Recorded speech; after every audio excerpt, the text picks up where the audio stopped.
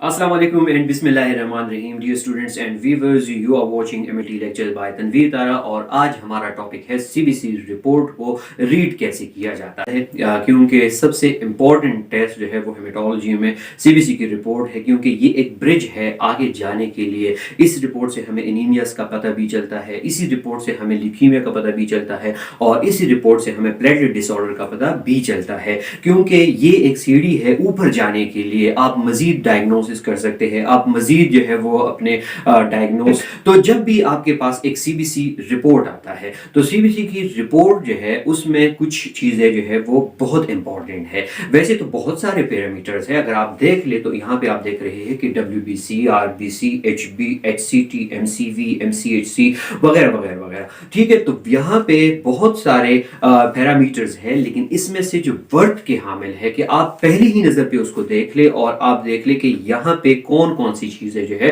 वो एबनॉर्मलिटी हमें दिखा रहा है। तो सबसे पहले आपकी आइज जो है वो जानी चाहिए डब्ल्यूबीसी के ऊपर कि टोटल ल्यूकोसाइट काउंट कैसा है, क्योंकि आपको आइडिया है कि नॉर्मल ल्यूकोसाइट काउंट जो है वो 4000 से 11000 पर माइक्रोलीटर है।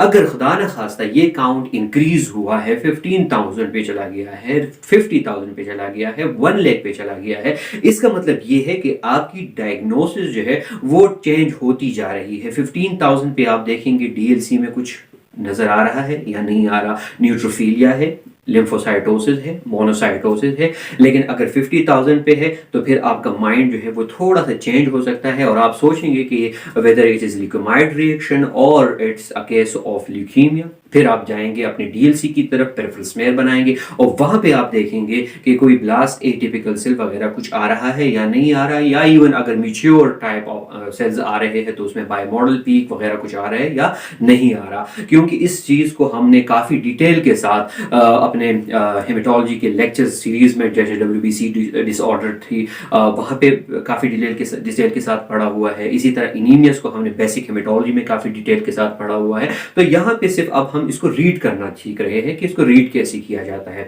तो डब्ल्यूबीसी जब भी इंक्रीज होंगे तो आप आइडिया लगा सकते हैं कि अपने रिपोर्ट को जानने के लिए मजीद आप डीएलसी करेंगे, आपका काउंट ज्यादा आ रहा है, कम आ रहा है, किस तरह आ रहा है, उसके साथ आपके कुछ और पैरामीटर्स भी होंगे जिसको हम कहते हैं एब्सोल्यूट काउंट्स। ठीक है, एब्सोल्यूट काउंट एग्जैक्टली हमें बताता है कि आपके न्यूट्रोफिल कितने हैं, आपके इजिनोफिल कितने हैं, बेसोफिल कितने हैं, यानी आपके जो सेल्स है वो कितने आ रहे हैं। एब्सोल्यूट काउंट जो है वो हमें पूरे जैसे 4000 है या 11000 तक हमारे पास एक नॉर्मल काउंट है और उसमें से आपका फॉर एग्जांपल काउंट आ गया आपका 15000 पर माइक्रोलीटर आ गया। अब आप देखना चाह रहे हैं कि इसमें एग्जैक्ट न्यूट्रोफिल काउंट जो है वो कितना आ रहा है इन 15000 में से, तो उसके लिए हमने एब्सोल्यूट काउंट जो है वो करना होता है।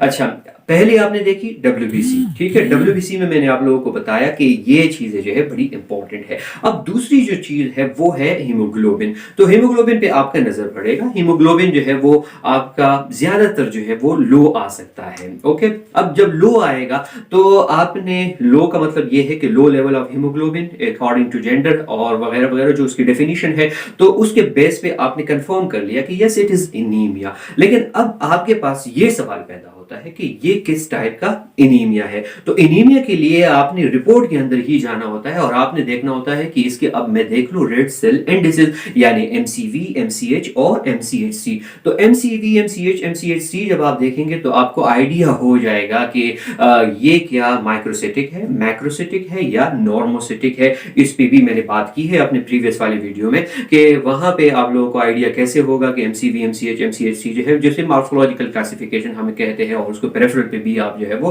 उसको रिकन्फर्म कर सकते हैं।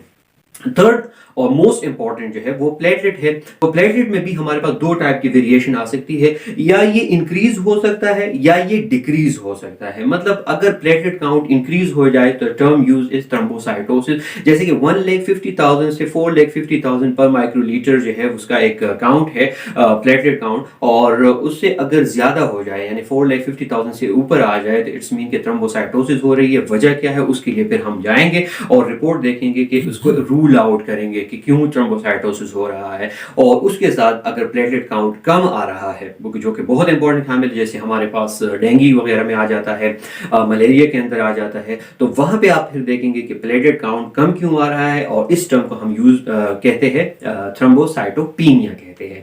तो सीबीसी की रिपोर्ट को जब भी हम देखेंगे तो ऐसा भी नहीं है कि हम सिर्फ डब्ल्यूबीसी की तरफ लेके चले जाए उसको, और हीमोग्लोबिन हमसे रह जाए और प्लेटलेट्स रह जाए, नहीं, बल्कि हम जब भी सीबीसी की रिपोर्ट देखेंगे तो इन तीनों पैरामीटर्स को हमने देखना होता है, इसको मिस नहीं करना चाहिए। और इसको अगर मैं समराइज कर लूँ तो सीबीसी की रिपोर्ट जब भी आपके पास होगी तो आपने डब्ल्यूबीसी, साथ में हीमोग्लोबिन और प्लेटलेट, ये तीनों पैरामीटर जो है वो लाजिम देखने हैं, क्योंकि डब्ल्यूबीसी आपको इन्फेक्शन से लेकर ल्यूकीमिया तक बता सकता है, हीमोग्लोबिन आपको एनीमिया से लेकर पॉलीसाइथीमिया तक बता सकता है, और प्लेटलेट जो है वो आपको थ्रोम्बोसाइटोपीनिया से लेकर थ्रोम्बोसाइटोसिस तक जो है वो डायग्नोसिस की तरफ लेके जा सकता है। तो ये थी आज की वीडियो, और उम्मीद है आपको वीडियो पसंद आ चुकी होगी। कमेंट करें, और अभी तक अगर किसी ने चैनल सब्सक्राइब नहीं किया तो काइंडली चैनल को सब्सक्राइब कर ले और बेल के आइकन को लाजिम दबा ले, ताकि हर नई आने वाली वीडियो का नोटिफिकेशन आपको उसी वक्त पहुंच जाए। Thank you very much. Tanveer Tara को इजाज़त दीजिए। अल्लाह हाफिज़।